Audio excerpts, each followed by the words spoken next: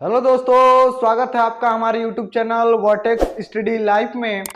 और आशा करते हैं आप स्वस्थ होंगे, अच्छे होंगे और पेपर की तैयारी कर रहे होंगे। ठीक है, तो आज आप लोगों के लिए क्लास 12वीं के लिए केमिस्ट्री में जो हमारा एक टॉपिक है, ओस्टवाल विधि द्वारा नाइट्रिक अम्ल का निर्माण। ठीक है, यह बहुत इंपॉर्टेंट है।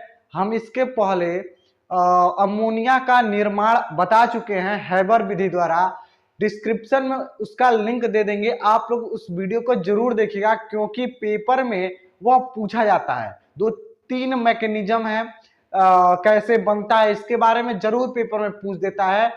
एक क्लोरीन विधि है, तो क्लोरीन निर्माण की विधि हम अगली वीडियो बनाएंगे। एक वीडियो हम बना चुके हैं, दूसरी वीडियो यह है। अब देखिए, इसमें जो हमारा है ओस्टवाल विधि द्वारा नाइट्रिक अम्ल HNO3 का निर्माण कैसे करते हैं।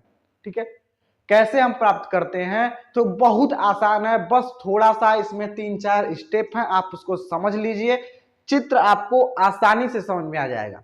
ठीक है, बस ध्यान से पूरी वीडियो देखिएगा। और अगर आप वीडियो पर नए हैं तो वीडियो को जरूर देखिए और चैनल को सब्सक्राइब कर लीजिए। ठीक है, शुरू करते हैं कि ओस्टवाल विधि क्या कहता है। अब देखिए, ओस्टवाल विधि में जो हमारा है वह नाइट्रिक अम्ल प्राप्त होता है। नाइट्रिक अम्ल का सूत्र लिख दिया है, HNO3 होता है। ठीक है, अब इसमें देखिए हमारा पहला, ये हमने 4 स्टेप में इसको किया है, आपको समझने में आसानी होगा कि 4 स्टेप में कैसे कैसे प्रोसेस का होता है। ठीक है, और उसके बाद से इस चित्र को हम आसानी से समझेंगे। ठीक है, चित्र तो बहुत आसान है, आप लास्ट तक वीडियो देखेंगे तो चित्र के माध्यम, अगर इस चीज को आपको पहले बता देंगे फिर इसको बाद में बताएंगे तो आपको आसानी से समझ में आएगा। ठीक है, तो शुरू करते हैं। हमने लिखा है विधि जो इसकी है बनाने का, इसको सिद्धांत भी आप बोल सकते हैं। विधि जो है वो कह रहा है एक संबंधी 8 के अनुपात में अमोनिया तथा वायु। ठीक है, अमोनिया का सूत्र आपको बताया है HNO3 होता है। और अमोनिया तथा वायु के मिश्रण को प्लेटिनम की जाली पर क्या करते हैं, प्लेटिनम की जाली पर 800 डिग्री सेल्सियस ताप पर प्रवाहित करते हैं। यानी 800 डिग्री सेल्सियस ताप पर प्लेटिनम की जाली पर इन दोनों गैसों को, किनको, अमोनिया और वायु को हम प्रवाहित करते हैं तो यह दोनों एक गर्म होते हैं।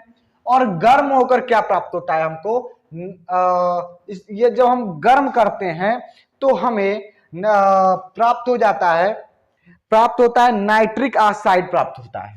ठीक है, नाइट्रिक ऑक्साइड प्राप्त होता है, इसको हम बोलते हैं नाइट्रिक ऑक्साइड। ठीक है, इसको बैलेंस कर लेते हैं तो इसमें हम 4 से गुणा करेंगे। ठीक है, इसमें 4 से, इसमें 8 से गुणा कर देते हैं। और यहाँ पे जो हमारा है वह 4 से यहाँ पे गुणा हो जाएगा, यहाँ पे 6 से गुणा हो जाएगा। आपको बैलेंस करने आता होगा, अगर आप जानते होंगे बैलेंस करना तो हमने क्या किया, यहाँ पे हमने अमोनिया लिया और ऑक्सीजन लिया एक संबंधी 8 के अनुपात में, और इसको गर्म करते हैं तो हमको नाइट्रिक ऑक्साइड प्राप्त हो जाता है। ठीक है, समझते चलिएगा बात को। अब देखिए क्या होता है, उसके बाद अब हमको नाइट्रिक ऑक्साइड तो मिल गया। अब इसको क्या करते हैं, हम ऑक्सीकृत कर देते हैं। नाइट्रिक ऑक्साइड को ऑक्सीकृत करने पर यानी O2 से क्रिया कराते हैं। ठीक है, O2 से हम क्रिया कराते हैं, इसी को ऑक्सीकरण क्रिया भी बोलते हैं। तो नाइट्रिक ऑक्साइड को, इसको हम ऑक्सीजन के साथ क्रिया कराने पर नाइट्रिक पराक्साइड प्राप्त होता है, पराक्साइड प्राप्त हो जाता है। ठीक है, अब पराक्साइड जो हमको प्राप्त हुआ, पुनः उसको जल के साथ क्रिया कराते हैं तो नाइट्रिक अम्ल और नाइट्रस अम्ल। देखिएगा, नाइट्रिक अम्ल का सूत्र होता है HNO3, नाइट्रिक अम्ल, और नाइट्रस अम्ल का सूत्र होता है HNO2, इसको कहते हैं नाइट्रस अम्ल। यहां पे 3 लगा है, यहां पे 2 लगा है, यही अंतर बताता है नाइट्रिक ऑक्साइड और नाइट्रस ऑक्साइड। अब देखते हैं यहीं पे स्टेप 3 में हम किसको, पेरोक्साइड जो हमारा प्राप्त हुआ उसको जल के साथ क्रिया कराए तो हमको नाइट्रिक ऑक्साइड नाइट्रिक अम्ल तो प्राप्त हो गया, यानी 80% हमको यहाँ पे प्राप्त हो जाता है। 20% जो हमको मिलता है वह मिल जाता है नाइट्रस अम्ल। ठीक है, नाइट्रस एसिड हमको प्राप्त हो जाता है। अब इसको फिर से, अब जो हमारा 20% बचा हुआ है इसको हम फिर से सोचते हैं क्या है ना, इसको 100% प्राप्त कर ले। 100% प्राप्त करने के लिए उसको फिर से एक बार ऑक्सीकृत यानी ऑक्सीजन से यहाँ पे क्रिया कराते हैं, फिर यहीं पे ऑक्सीजन से क्रिया करा देते हैं तो हमको 100% नाइट्रिक एसिड प्राप्त हो जाता है। अब ये तो हमारा स्टेटमेंट, आप इसको बढ़िया से लिख लीजिएगा। अब हम आपको इस चित्र के सहायता से समझा रहे हैं तो आपको आसानी से समझ में आ जाएगा।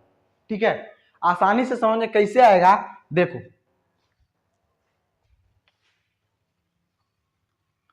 ये है कुछ हमारी फैक्ट्री। हम फैक्ट्री में जिस प्रकार से किसी उत्पाद को बनाते हैं तो शुरू करते हैं कि हमारा प्रोसेस क्या होता है। प्रोसेस हमारा ये होता है कि 1:8 के अनुपात में इसमें क्या डालेंगे, NaS3+O2 इसके अंदर हम डाल देते हैं। ठीक है, यह जो हमारा कक्ष है वह है उत्प्रेरक कक्ष। आपको इसके पहली वीडियो में बता चुके होंगे उत्प्रेरक कक्ष क्या होता है, ऑक्सीकरण शोषक कक्ष क्या होता है, संघनक कक्ष क्या होता है, आपको इसके बारे में पूरा डिटेल हम बता चुके हैं। तो यह हमारा जो है वह क्या है, उत्प्रेरक कक्ष है। इसमें प्लेटिनम की जालियां लगी हुई हैं, यह पीटी का मतलब है प्लेटिनम, प्लेटिनम। ठीक है, इसको हम पीटी से प्रदर्शित करते हैं तो उसकी जालियां इसमें लगी होती हैं।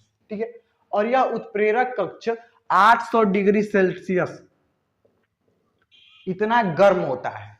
ठीक है, और जब इस NH3 और O2 को जब इसमें प्रवाहित करते हैं तो वह NO में बदल जाता है, नाइट्रस ऑक्साइड में। ठीक है, नाइट्रिक ऑक्साइड में बदल जाता है, यानी यहां से जो निकलता है हमको NO प्राप्त होता है, इसको हम बोलते हैं नाइट्रिक ऑक्साइड। ठीक है, अब जब यहां से NO प्राप्त होता है, NO फिर हमारा इस कक्ष में आता है। इस कक्ष का नाम है ऑक्सीकरण कक्ष। ठीक है, ऑक्सीकरण कक्ष। उसके बाद से स्टेप 2 आप देखिए यहाँ पे हमने लिखा है बनी NO को ऑक्सीकृत करने पर। ठीक है, यानी जो हमारा NO है इस वाले कक्ष में आ गया है, अब इसका ऑक्सीकरण करा रहे हैं तो NO प्लस O2 के साथ जब क्रिया करता है तो हमको रिजल्ट मिलता है NO2। ठीक है, यही हमको मिल गया यहाँ पे स्टेप 2 में NO2, यहां हमें प्राप्त हो गया NO2 ऑक्सीकरण कक्ष में। फिर क्या कराते हैं, यहां से हमको क्या निकलेगा, NO2 बाहर निकल जाता है। यह हमारा प्रोसेस हो गया NO2 का। अब देखिए लास्ट जो प्रोसेस हमारा है वह यह होता है कि इस कक्ष में शोषक कक्ष है। ठीक है, इसमें क्या होता है, हम ऊपर से एक झरना लगाते हैं जिसमें से पानी गिरता है, जल H2O इस कंटेनर में गिरता है और इसमें झावा पत्थर कुछ भरे होते हैं। क्यों भरे होते हैं, क्योंकि एकदम सामने से पानी तो गिराएंगे नहीं। ठीक है, क्या पता उसमें कुछ गड़बड़ी हो जाए, इसलिए इसके जो बहाव है, जल का बहाव है, उसको रोकने के लिए झावा पत्थर इसमें लगाते हैं, क्योंकि यह रिस रिस के धीरे धीरे करके इस तरह से आराम से बूंद बूंद गिरेगा। ठीक है, H2O गिरता है और इधर से NO2 निकल रहा है। अब इस शोषक कक्ष में NO2 और H2O जब यहां पर मिलते हैं तो बताइए, यहां पे हम बताएं NO2 और H2O आपस में मिले तो नाइट्रिक अम्ल बनाए, कितना प्रतिशत, 80% नाइट्रिक अम्ल बना देते हैं और 20% NO2 बनता है। ठीक है, यहां पर मान लेते हैं 20% हमारा HNO2 प्राप्त होता है। फिर हम वही प्रोसेस करते हैं, इसका कराते हैं, ऑक्सीकरण कराते हैं और ऑक्सीकरण कराने के बाद हमको रिजल्टेंट HNO3 प्राप्त होता है। ठीक है, तो यह था हमारा ओस्टवाल विधि द्वारा नाइट्रिक अम्ल का निर्माण। ठीक है, यह वीडियो बहुत इंपॉर्टेंट है क्लास 12वीं के लिए जो केमिस्ट्री पढ़ते हैं। ठीक है, पेपर में 3-4 मैकेनिज्म तो पूछेगा ही पूछेगा, वह उसका एक पैटर्न होता है पेपर का पूछने का, ठीक है, कि इतना हम इसमें से पूछेंगे, इतना हम इसमें से पूछेंगे। तो 2-4 मैकेनिज्म तो पूछेगा ही पूछेगा कि कैसे बनता है हमारा नाइट्रिक अम्ल, कैसे बनता है हमारा अमोनिया, कैसे प्राप्त होता है हमको क्लोरीन, तो यह पूछेगा, ठीक है। तो उसमें हमने यह आपको बताया, आप अच्छे से इसको कॉपी पे लिखेंगे और 2-4 बार प्रैक्टिस करेंगे तो आपको समझ में आएगा। यहाँ पे जो हमारा ताप है वह 800 डिग्री सेल्सियस है, यहाँ पे हम लिख देते हैं। तो अगर चैनल पे आप नए हैं तो वीडियो को देखिए पूरा, और सारे वीडियो जितने हमने बनाए हैं 12वीं के लिए जरूर देखिएगा, क्योंकि आप लोग के लिए हेल्पफुल वीडियो है। और ज्यादा से ज्यादा शेयर कीजिए, हम लोग को भी सपोर्ट करिए, क्योंकि हम लोग आप लोगों के लिए मेहनत कर रहे हैं। वीडियो अच्छी लगती है तो लाइक करिएगा। मिलते हैं अगले नए वीडियो में, धन्यवाद।